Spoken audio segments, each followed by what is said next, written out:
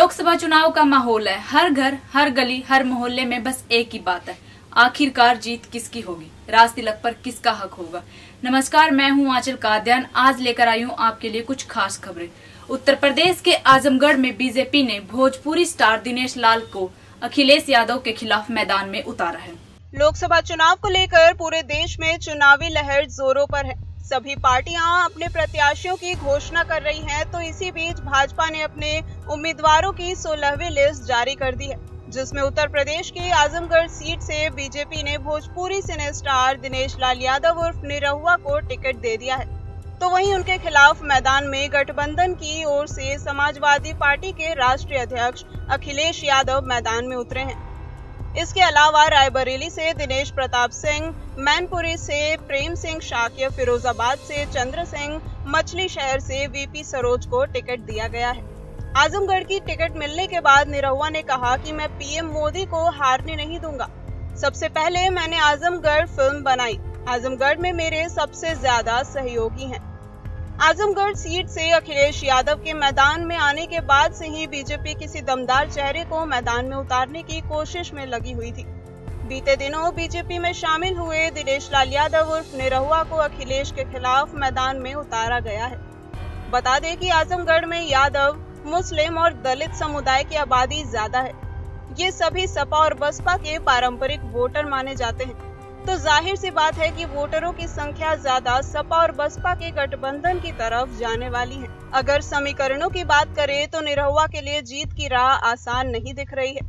अब देखना ये होगा कि बीजेपी ने दिनेश लाल यादव उर्फ निरहुआ के जरिए यादव वोटरों और पिछड़े तबके के वोटों के जुड़ाव के जरिए अखिलेश को मात देने का जो प्लान बनाया है वो किस हद तक कामयाब हो पाता है। कांग्रेस अध्यक्ष राहुल गांधी ने कल एक घोषणा पत्र जारी किया था, जिसमें उन्होंने बड़े बड़े वायदे किए थे, लेकिन अपने ही वादों में राहुल गांधी खुद फंसकर रह गए। लोकसभा चुनाव ने पूरे देश में खलबली मचाई हुई है। हर घर, हर गली, हर मोहल्ले में लोकसभा चुनाव का ही जिक्र है।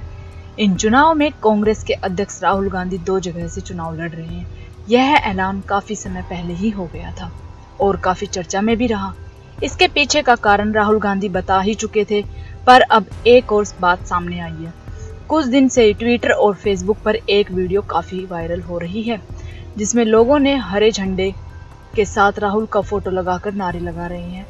इसके पीछे ये बोला जा रहा था कि वायनाड में राहुल गांधी के प्रचार में पाकिस्तानी झंडों का इस्तेमाल किया गया, लेकिन जब मीडिया संस्था ने इसकी जांच की तो यह पता चला वीडियो में जो चांद सितारे वाला झंडा लोगों ने लिया हुआ है वह कोई पाकिस्तानी झंडा नहीं है, बल्कि इंडियन यूनियन मुस्लिम लीग का वह झंडा है, जो केरल में कांग्रेस की बनाई हुई यूनाइटेड डेमोक्रेटिक फ्रंट की सहयोगी पार्टी है।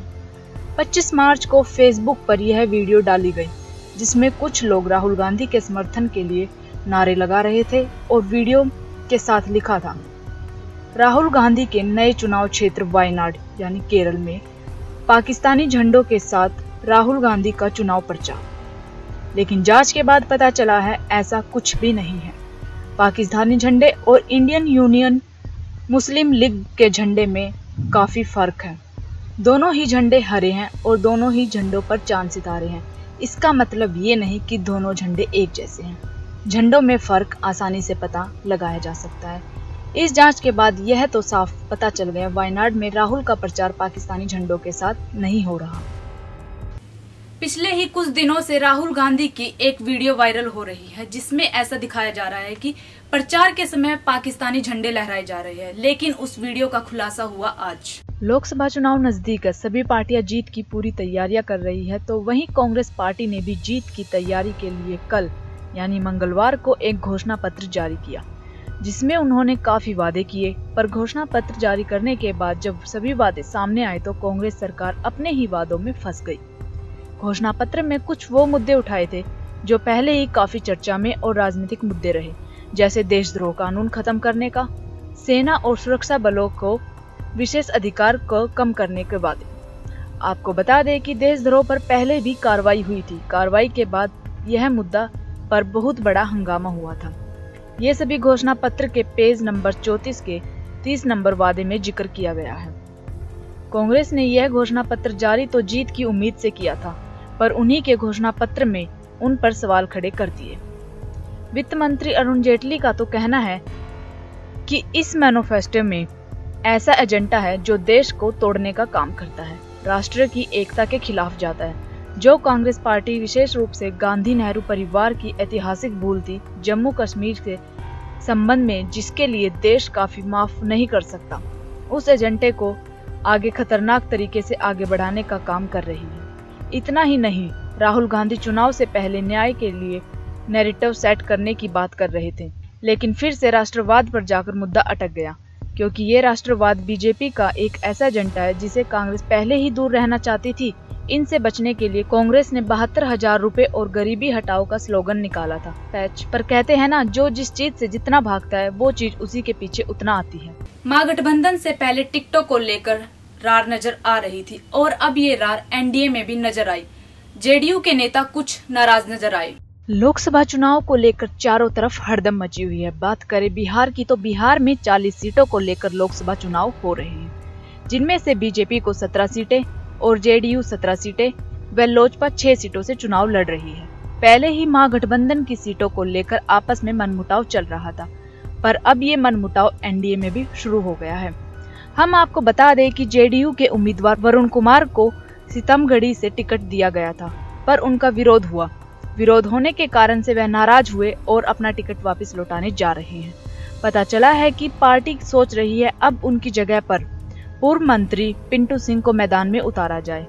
साथ ही ये भी बता दें कि महागठबंधन की तरफ से राष्ट्रीय जनता दल के अर्जुन राय मैदान में उतरे हैं। बिहार में 11 अप्रैल को पहले चरण में मतदान होंगे और 7 चरणों में चुनाव होंगे। महागठबंधन की सीटों में भी ये बवाल हो चुका है। राजद प्रमुख लालू प्रसाद यादव के बड़े बेटे तेज प्रसाद यादव को भी टिकट नहीं दिया गया था। इतना ही नहीं, इससे पहले भी सीटों को लेकर बात हुई थी। कांग्रेस चाहती थी कि उन्हें 11 से ज्यादा सीट मिले, पर ऐसा नहीं हुआ, उन्हें सिर्फ 9 सीटें दी गई। इन्हीं सब विरोधों को देखते हुए वरुण कुमार ने अपनी नाराजगी जताई और टिकट वापस लौटाने चले गए। चुनाव से पहले पीएम मोदी की बायोपिक फिल्म पर कुछ सवाल उठाए गए थे कि यह मूवी अगर रिलीज होगी तो आचार संहिता का उल्लंघन होगा, लेकिन आज चुनाव आयोग ने मूवी को रिलीज होने के लिए हरी झंडी दिखा दी। पीएम मोदी की biopic film PM Narendra Modi को लोकसभा चुनाव से ठीक पहले रिलीज किए जाने को लेकर विवाद अभी गरमाया हुआ है। बताया जा रहा है कि विवेक ओबेरॉय की स्टारर मूवी 5 अप्रैल को रिलीज होने वाली है, पर कई दूसरी पार्टियों ने इसे सीधे सीधे आचार संहिता का उल्लंघन बताया है। इसको लेकर कई राजनीतिक दलों ने चुनाव आयोग में फिल्म की रिलीज को लेकर रोक लगाने की मांग की है। इन विवादों के बीच अब इस विवाद पर चुनाव आयोग का फैसला आ गया है। ईसी का कहना है कि उसे पीएम मोदी की बायोपिक से कोई आपत्ति नहीं है।